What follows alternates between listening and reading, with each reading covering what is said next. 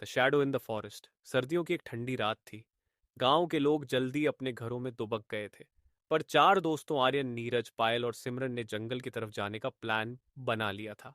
वो जंगल जिसे लोग परछाई वाला जंगल कहते थे। तुम्हें पता है, लोग कहते हैं कि वहां कोई परछाई रहती है जो एक बार देख ले वो वापस नहीं आता। नीरज ने डराते हुए कहा। बस करो यार, ये सब पुराने जमाने की बातें हैं, आर्यन ने मजाक में कहा। लेकिन अगर ये सच हुआ तो? सिमरन की आवाज हल्की और डरी हुई थी। सच या झूठ, चलो पता लगाते हैं, पायल ने चिराग जलाते हुए कहा। चारों टॉर्च लेकर जंगल की ओर बढ़ गए। ठंडी हवा उनकी हड्डियों को चीर रही थी। जैसे जैसे वो जंगल के अंदर जाते गए, रास्ता और भी अंधेरा और खामोश होता गया। कितना डरावना लग रहा है यहाँ, सिमरन ने कांपते हुए कहा। बस थोड़ा और अंदर चलते हैं, कुछ भी नहीं होगा, आर्यन ने उन्हें हिम्मत दी। जंगल के बीचों बीच एक पुरानी जर्जर झोपड़ी खड़ी थी। यहाँ कौन रहता होगा? नीरज ने हैरानी से पूछा। चलो अंदर देखते हैं, आर्यन ने कहा। अंदर घुसते ही झोपड़ी के दरवाजे ने जोर से आवाज की। ची। ये तो भूतिया फिल्मों जैसा लग रहा है, पायल ने मजाक किया, लेकिन उसकी आवाज में भी डर झलक रहा था। झोपड़ी के अंदर दीवारों पर अजीब और गरीब चित्र बने थे, किसी इंसान की परछाई को पकड़ते हुए। ये सब क्या है? सिमरन ने पूछा। शायद किसी कलाकार ने बनाए होंगे, नीरज ने कहा। तभी उनकी टॉर्च अचानक झपकने लगी। ये क्या हो रहा है? पायल घबरा गई। शांत रहो, शायद बैटरी कमजोर हो गई है, आर्यन ने कहा। पर तभी झोपड़ी के कोने से एक आवाज आई। तुम लोग यहां क्यों आए हो? चारों ठिठक गए। कौन है वहां? आर्यन ने हिम्मत करके पूछा। कोने में एक परछाई थी जो धीरे धीरे बढ़ने लगी। परछाई दीवार पर से हटकर उनके सामने जमीन पर आ गई। तुमने मेरे जंगल में कदम क्यों रखा? परछाई की आवाज गूंज रही थी।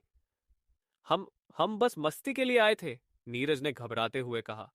मस्ती के लिए? मेरी जगह? अब तुम वापस नहीं जा सकते, परछाई ने कहा और अचानक आकार बदल लिया। उसने सिमरन की तरफ हाथ बढ़ाया। सिमरन चीख पड़ी। हमें भागना होगा, आर्यन चिल्लाया। चारों झोपड़ी से बाहर भागे, लेकिन जंगल के रास्ते अचानक बदलने लगे। ये रास्ता तो सीधा था, अब ये घूम क्यों रहा है? पायल ने चिल्लाते हुए कहा। हर तरफ से अजीब आवाजें आने लगीं, जैसे कोई उन्हें बुला रहा हो। नीरज रुको, सिमरन ने कहा, लेकिन नीरज कहीं गायब हो गया। नीरज तुम कहाँ हो? आर्यन ने आवाज लगाई। मैं यहां हूं, नीरज की आवाज आई, लेकिन वह अलग अलग दिशाओं से आ रही थी। तभी पायल की टॉर्च बंद हो गई। अंधेरा हो गया, मुझे कुछ नहीं दिख रहा, पायल चिल्लाई। अचानक नीरज एक पेड़ के पीछे से निकला। नीरज तुम ठीक हो? आर्यन ने पूछा। हाँ मैं ठीक हूं, नीरज ने बिना आंखें झपकाए जवाब दिया। लेकिन कुछ अजीब था, नीरज की परछाई नहीं थी। तुम्हारी परछाई कहाँ गई?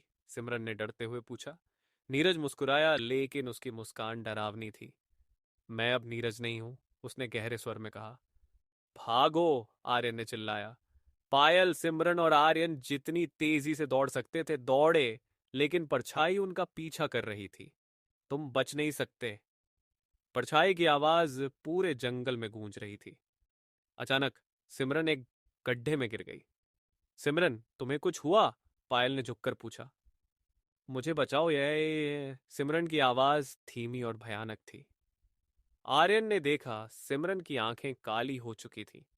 ये अब सिमरन नहीं है, इसे छोड़ दो, आर्यन ने पायल को खींचा। अब सिर्फ आर्यन और पायल बचे थे। हम बाहर कैसे निकलेंगे? पायल ने रोते हुए कहा। कोई तो रास्ता होगा, आर्यन ने हिम्मत दिलाई। दोनों ने भागते हुए एक पुरानी झील देखी। झील का पानी अजीब तरह से चमक रहा था।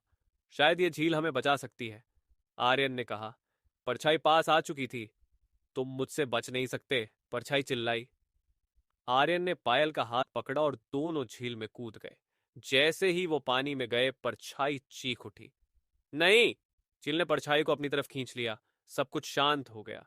आर्यन और पायल झील से बाहर निकले। हम बच गए? पायल ने हैरानी से पूछा। शायद, लेकिन बाकी लोग? आर्यन की आवाज भारी हो गई। दोनों ने मुड़कर जंगल की तरफ देखा। झोपड़ी गायब हो चुकी थी। पर जंगल अब भी उतना ही डरावना था। उस रात के बाद आर्यन और पायल ने कभी जंगल की ओर कदम नहीं रखा, लेकिन वो परछाई, वो अब भी किसी और को ढूंढ रही है। The end.